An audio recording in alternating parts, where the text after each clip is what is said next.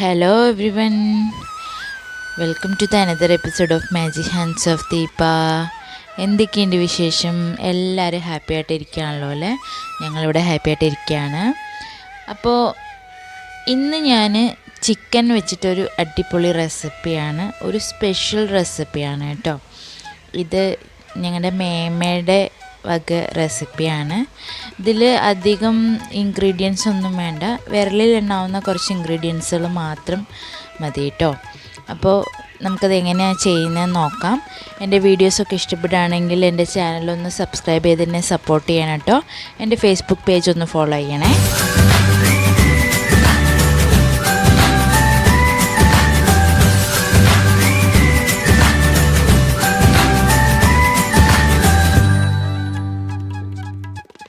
എൻ്റെ ഫേസ്ബുക്ക് പേജും സെയിം പേരിൽ തന്നെയാണ് കേട്ടോ, മാജിക് ഹാൻഡ്സ് ഓഫ് ദീപ എന്നുള്ള പേരിൽ തന്നെയാണ്.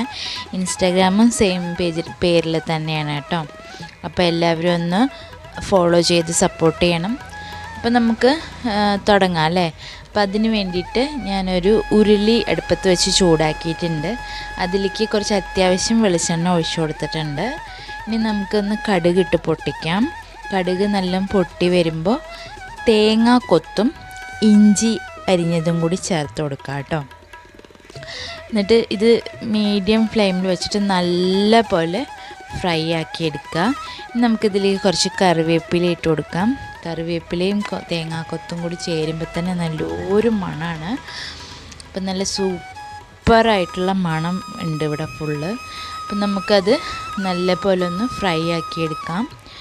അപ്പോൾ കുറച്ച് സമയം എടുത്ത് ഫ്രൈ ആക്കി എടുക്കുന്നതാണ് നല്ലത് കേട്ടോ.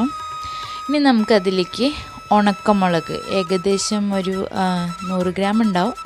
ഉണക്കമുളക് ഇങ്ങനെ ഒരു ഉണക്കമുളകിന് 3-4 പീസാക്കിയിട്ടുള്ളത് അതിൻ്റെ കുരുവോടുകൂടി തന്നെ ഇട്ട് കൊടുക്കുക. എന്നിട്ട് നല്ല പോലെ ഒന്ന് ഇളക്കി യോജിപ്പിച്ച് കൊടുക്കുക. ഇനി നമുക്കതിലേക്ക് ചെറിയുള്ളിയാണ് ഇട്ട് കൊടുക്കേണ്ടത്. ചെറിയുള്ളി മുഴുവനായിട്ട് തന്നെ ഇടുകയാണ്. വലിയ ഉള്ളിയാണെങ്കിൽ 2 പീസാക്കാം, അല്ലെങ്കിൽ അങ്ങനെ തന്നെ ഇട്ടോളൂ കേട്ടോ. ഇനി നമുക്കത് നല്ല പോലെ ഇളക്കി യോജിപ്പിച്ച് കൊടുക്കുക. ഇനി ഇതൊന്ന് അടച്ച് വെച്ചിട്ട് ഉള്ളി ഒന്ന് വഴണ്ട് കിട്ടുന്നിടം വരെ വേവിച്ചെടുക്കാം. ആവശ്യത്തിനുള്ള ഉപ്പ് ചേർത്ത് കൊടുക്കുക. എല്ലാവർക്കും ഓരോരോ ടേസ്റ്റ് ആയിരിക്കുമല്ലോ, ചിലർക്ക് ഉപ്പ് കൂടുതൽ വേണ്ടി വരും. അപ്പം നമുക്ക് ഉപ്പും കൂടി ഇട്ടിട്ടൊന്ന് ഇളക്കി യോജിപ്പിച്ച് കൊടുക്കാം. ഇപ്പോൾ നല്ലൊരു മണം വരുന്നുണ്ട് കേട്ടോ. ഈ ഒരു ചിക്കനിൻ്റെ പ്രത്യേകത തന്നെ നല്ല മണമുള്ള ചിക്കനാണ്. ഇനി നമുക്കിതിലേക്ക് മഞ്ഞൾപ്പൊടി ചേർത്ത് കൊടുക്കാം. നമ്മൾ സ്പൈസസായിട്ട് ആകെ ചേർക്കുന്നത് മഞ്ഞൾപ്പൊടി മാത്രമേ ഉള്ളൂ. പിന്നെ എരിവിന് ഉണക്കമുളകും, ഇത്രയും മാത്രമേ നമുക്കിതിൽ ചിക്കനിൽ ആവശ്യമുള്ളൂ കേട്ടോ. അപ്പോൾ നല്ല പോലെ ഉള്ളി വേവുന്നിടം വരെ വഴറ്റി യോജിപ്പിക്കുക. അതിന് ശേഷം നമുക്ക് ചിക്കൻ ഇട്ട് കൊടുക്കാം. ഇപ്പം ഞാനിവിടെ 2 കിലോ ചിക്കനാണ് എടുത്തിരിക്കുന്നത്. നല്ലപോലെ കഴുകി വൃത്തിയാക്കിയ ചിക്കൻ, വെള്ളം വേണ്ട, വെള്ളം നല്ലപോലെ വാലാൻ വെക്കണം. എന്നിട്ട് വെള്ളം ഒട്ടും ഇല്ലാണ്ട് വേണം ചേർക്കാൻ കേട്ടോ. അപ്പോൾ നമുക്കിതൊന്ന് ഇളക്കി യോജിപ്പിച്ച് കൊടുക്കാം.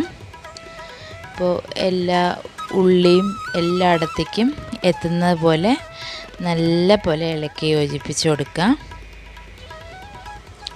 ഇനി നമുക്കൊന്ന് അടച്ച് വെച്ചിട്ട് വേവിക്കാം. മീഡിയം ഫ്ലെയിമിൽ വെച്ചാൽ മതി, പതിയെ ഇരുന്ന് വേവട്ടെ കേട്ടോ.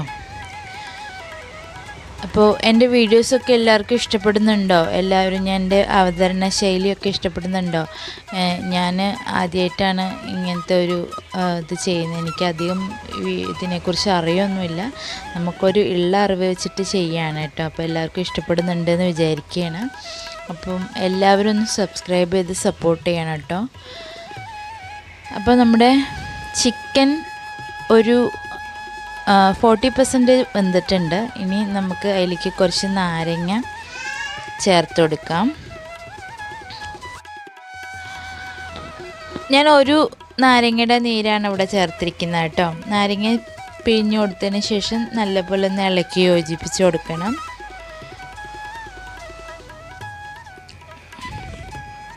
പിന്നെ നമ്മൾ ഇതിലേക്ക് കുറച്ച് കുരുമുളക് പൊടിയും കൂടി ചേർക്കുന്നുണ്ട്. അത് ഓപ്ഷണലാണ്, വേണ്ടവർക്ക് മാത്രം ചേർത്താൽ മതി കേട്ടോ. അപ്പം നമുക്ക് വേവ് എത്രയായെന്നൊന്നുകൂടി നോക്കാം.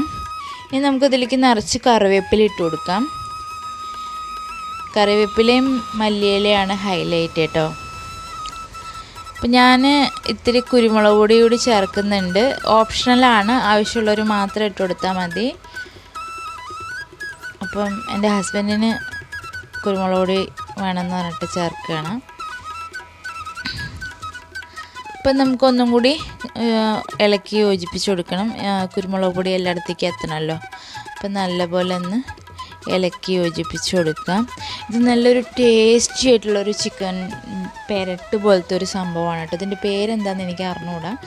അപ്പോൾ ഇത് നമ്മളിപ്പോൾ ഇതൊരു സംഭവം ഉണ്ടെങ്കിൽ അതിൻ്റെ കൂടെ നമുക്ക് രസമോ അല്ലെങ്കിൽ എന്തെങ്കിലും പുളിശ്ശേരിയോ ഒക്കെ ഉണ്ടെങ്കിൽ നല്ല സൂപ്പറായിരിക്കും കേട്ടോ. ഒരു പപ്പടം കൂടി ഉണ്ടെങ്കിൽ ഹൈപ്പൊളി. അപ്പം നമുക്കിനി കുറച്ച് കറിവേപ്പിലയും കൂടി മല്ലിയിലയും കൂടി ചേർത്ത് കൊടുക്കാം. മല്ലിയില നല്ലപോലെ കുനുകുനാന്ന് അരിഞ്ഞിട്ടുണ്ടായിരുന്നു. അപ്പോൾ മല്ലിയിലയും കൂടി ചേർത്തതിന് ശേഷം ഒന്ന് ഇളക്കി യോജിപ്പിച്ച് കൊടുക്കുക. എല്ലായിടത്തേക്ക് എത്തുന്ന പോലെ ഒന്ന് ഇളക്കി യോജിപ്പിച്ച് കൊടുക്കാം. ഞങ്ങളൊരു മല്ലിയില ഫാമിലിയാണ്.